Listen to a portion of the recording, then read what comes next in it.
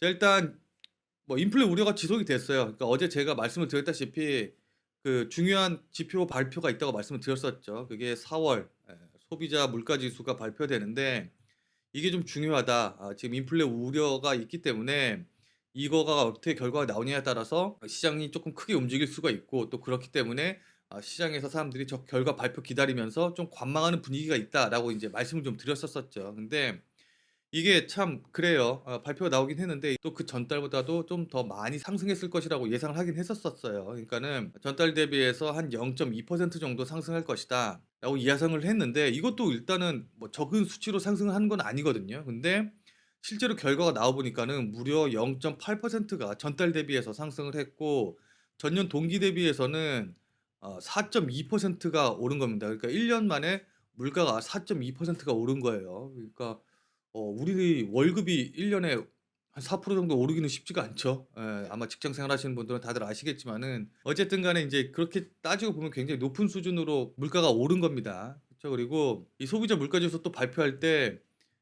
항상 이 식품이라든가 우리 유가 같은 경우 막 변동폭이 굉장히 크잖아요. 그쵸. 그렇기 때문에 에너지와 관련된 물가 지수를 뺀 마이너스한 근원 물가 지수라는 걸 또 발표를 하는데, 그러니까 변동성이 워낙 큰 것들은 이게 좀 빼고서는 계산을 하는 거예요. 그러니까 근원 물가 지수를 발표를 했더니만은 이건 이제 예상으로 한 전원 대비 그래도 한 0.3% 정도는 요건 오를 거야라고 생각을 했었던데, 실제로 보니까 0.9%가 상승을 해 버렸고, 요것도 마찬가지로 전년 대비해서 3.0%가 올랐습니다. 그러니까 그 기름 가격 오른 걸 제외한다고 하더라도 나머지 물가가 많이 올랐다는 뜻이에요. 이해되시죠? 그래서 이걸 뭐 뉴스에서 찾아보니까는 1982년 4월 이후로 최대 증가폭이었고, 더군다나 96년 1월 이후로 가장 높은 상승률이라고 해요. 그만큼 상승폭이 가팔랐다라고 보시면 좋을 것 같습니다. 이해되시죠? 그러다 보니까는 당연히 뭐 인플레 우려가 커졌고, 인플레 우려가 커지다 보니까는 금리 인상 우려가 또 당연히 나왔고, 그러다 보니까는 다우 지수에 비해서 나스닥의 하락폭이 더 크게 나왔고, 그쵸. 그리고 요 금리 인상하고 인플레이션 오르다 보니까는 1.7 포인트까지 상승을 했습니다. 그러니까는 뭐 국채 금리도 이렇게 좀 오르고, 이해되시죠? 그러니까는 전반적으로 다 요런 분위기였다고 보시면 좋을 것 같아요. 자, 그러면은 생각을 해 보자고요. '왜 이렇게 많이 올랐을까?' 근원 물가를 빼고 난 품목들, 도대체 어떤 품목들이 그렇게 올랐기 때문에 인플레이션이 이렇게 예상보다 훨씬 더 높게 나왔을까?'라고 해서 인제 좀 찾아봤더니, 호텔 요금이라든가 그다음에 항공료, 비행기 요금이죠. 항공료, 그다음에 렌터카, 그다음에 중고차, 이런 것들의 품목이 굉장히 큰 폭으로 상승을 했습니다. 이해되시죠? 그러니까는 뭐 요거 같은 경우는 얼마 전에 제가 뉴스에서도 말씀드렸었는데, 우리나라 같은 경우도 제주도 같은 경우에 렌터카 요금이 뭐 "저번 달 대비해서 뭐 5 배가 올랐다." 막 이래 가지고서는 뭐 "렌터카 요금이 비트코인이냐." 막 이런 식으로 인제 얘기가 나오기도 했다고 말씀드렸었죠. 그러니깐 그만큼 수요가 몰리니까는 이렇게 수요가 몰리는 것들 위주로 해서 가격이 많이 올랐습니다. 근데 이거 딱 보시면 아시겠지만 뭐예요? 백신 맞고 이렇게 되면서 경제 정상화 관련주들이잖아요. 그쵸? 경제 정상화와 관련된 품목들의 가격이 많이 올랐다고 보시면 돼요.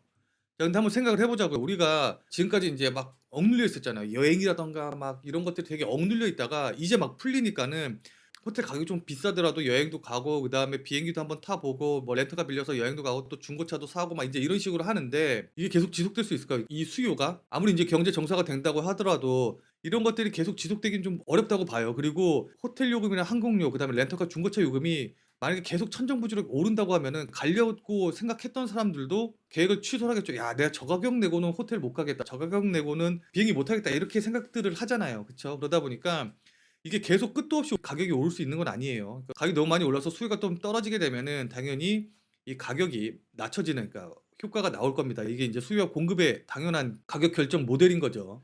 이해가 되시죠? 그러다 보니까 지금 이것 때문에 오르기는 했지만은 이게 계속 지속된다기보다는, 그러니까 일시적으로 사람들이 지금 당장 몰려서 그렇지 나중에는 다시 또 원래 가격대로 이렇게 높아졌던 게 안정화될 것이다라고 보는 의견들이 있습니다. 이해되시죠? 일단은 요게 지속적으로 인플레이션에 압박을 주고 영향을 줄 거라고 보지는 않아요, 저는 개인적으로. 그래서 그렇게까지 크게 신경을 쓰고 계속적으로 관심을 갖고 우리가 걱정해야 될 부분은 아니다라고 보고 있기는 합니다. 근데 다만 이런 것들이 인제 계속적으로 인플레이션에 대한 우려로, 그다음에 이게 그만큼 가격이 오른다는 거는 경제가 그만큼 정상화가 되고 있다는 뜻이니까는, 엄밀히 말해서 지금 미국 금리가 0%니까는 이게 정상적인 상황은 아니잖아요. 그쵸? 이게 정상적인 상황이 아니다 보니까 경제 정상화가 되게 되면은 금리는 언젠가는 오를 수밖에 없습니다. 그래서 오른다는 거는 기정사실을 두고 있긴 하지만 그게 당장 오늘이냐 내일이냐, 그러니까 요번 6월 달에 되느냐 안 되느냐, 지금 이거 가지고서 사람들이 시장에서 이제 우려를 하고 있는 건데, 백신이 계속 보급이 되고 하면서 미국 금리도 당연히 정상화가 되긴 하겠지만은 우리 주식 시장에 큰 영향을 줄 것 같지는 않다라고 보는 게 제 의견입니다. 이해되시죠? 근데 뭐 물론 단기적으로 충격을 주기는 하겠죠. 그래서 일단은 우리나라 시장은 어떤 식으로 받아들일지 한번 좀 살펴본다고 하면은, 어제 같은 경우를 잠깐만 리뷰를 좀 해보자고요. 어제 같은 경우에 선반영이 어느 정도 된 측면이 있기 때문에 반등이 나올 수 있다라고 말씀을 좀 드렸었죠. 근데 장 초반에는 반등이 좀 나왔었어요. 기억하시는 분들 계시겠지만은 장 초반에 이제 반등이 좀 나오다가 그 다음에 이제 급락이 나왔는데, 이 급락이 나온 배경에는 뭐 여러 가지 이유가 있기는 하지만은 가장 큰 게 일단은 대만이 어제 이제 8% 넘게, 8.5%인가요? 예, 지수가 8.5%가 빠지다 보니까 대만 역사상 최대 낙폭을 기록했다고 해요. 저도 8.5% 지수가 빠지는 건 본 적이 없는데, 어쨌든 이런 식으로 급락이 나오다 보니까 우리나라 시장도 당연히 영향을 받았고, 대만 시장에서 또 TSMC가 급락을 했기 때문에 우리나라 반도체 관련주인 삼성전자랑 SK 하이닉스가 힘을 쓸 수가 없었죠. 그러다 보니까 이것 때문에 이제 급락이 나왔었고, 장 막판에 대만 증시도 조금 반등이 나왔고 우리나라 증시도 좀 반등이 나오기는 했는데, 일단 지금 장 출발 상황을 보니까는 동시효과 상으로 거래소에서 한 1.34%, 그다음에 코스닥에서 1.7% 정도, 꽤 큰 폭의 하락 출발이 예상이 되는데, 생각보다 좀 하락폭이 좀 많이 크긴 하네요. 근데 뭐 물론 동시효과 시작한 초반이라서 장 시작 근처로 오면서 하락폭이 좀 줄어들긴 하겠지만은 일단은 1% 내외의 하락 출발이 예상이 되고 있습니다. 요걸 조금 생각해 보기는 해야 돼요. 저저번 주였죠. 저저번 주에 이제 막 다른 나라 시장은 계속 막 신고가 쓰고 막 하고 있는데 우리나라 시장만 공매도에 대한 우려로 인해서 막 우리나라만 왕따처럼 막 빠졌었잖아요. 제가 이때 계속 말씀드렸습니다. 걱정할 필요 없다. 어차피 우리나라 증시는 전 세계 증시랑 키 맞추기를 할 테고 이건 우리나라만의 문제이기 때문에 전 세계 시장에서는 큰 문제가 없다. 그러니까는 회복할 거다라고 말씀을 드렸었어요. 기억나시죠? 그래서 실제로 이렇게 공매도가 제기된 이후에 바로 반등하는 모습이 나왔고, 오히려 직전 고점을 돌파를 해서 최고점을 돌파하는 굉장한 흐름까지 나왔는데, 최근 2, 3일 정도의 하락은 이때랑은 조금 분위기가 달라요.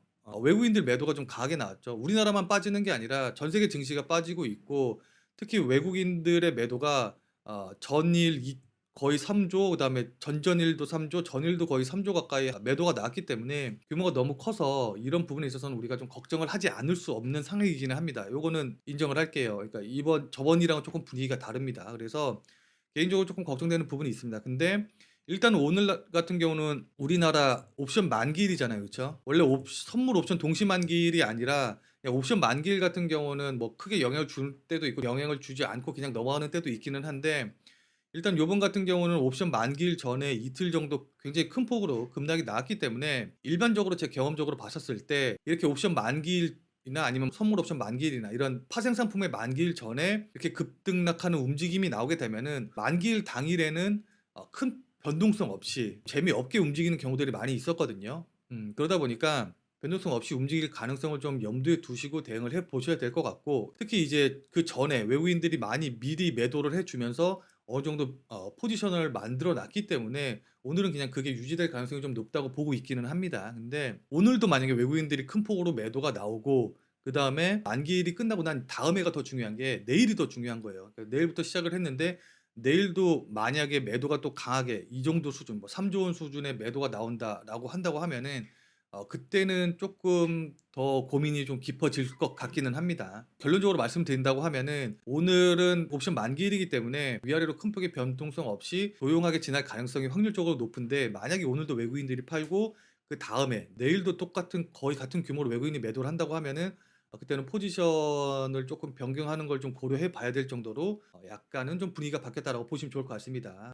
일단은 소나기는 좀 피하자는 심정으로 대응을 하시는 것도 나쁘지는 않을 것 같아요. 그래서 일단 그런 측면에서 좀 보고 우리가 좀 기민하게 대응을 해야 될 시기가 왔다라고 좀 보시면 좋을 것 같습니다. 하나만 더 말씀드릴게요. 여러분들 걱정이 좀 많으실 것 같아서 하나만 더 말씀드린다고 하면은, 오히려 차라리 동시효과에서 급락해서 출발하는 게 더 낫습니다. 그러니까는 동시효과가 좀 어중간하게 출발해서 여기서 이런 식으로 파란 음봉 만들어 가지고서는 마무리되는 것보다는 애초에 동시효과상에서 급락으로 출발을 해 가지고 저가 매수가 들어와서 조그맣게라도 양봉 만들면서 끝나는 게 그다음 날을 대비해서는 훨씬 더 좋은 그림이에요. 이해되시죠? 그래서 동시효과상에서 어떻게 출발하는지 좀 지켜보고 오늘 같은 경우는 아까도 말씀드렸다시피 옵션 만기일이고 또 내일 외국인들 포지션 움직임이 중요하기 때문에 오늘 막 '저가 매수가 들어가야겠다.'라고 생각하시고선 대응하시기보다는 오늘 어떤 식으로 음봉을 만들면서 끝내는지 양봉을 만들면서 끝내는지 확인을 해 보고 그다음에 외국인 수급 또 내일까지 수급 확인하고 저가 매수를 한다고 하더라도 내일 저가 매수에 들어가는 게 오히려 더 안전하게 대응을 하실 수 있는 방법이 될 거예요.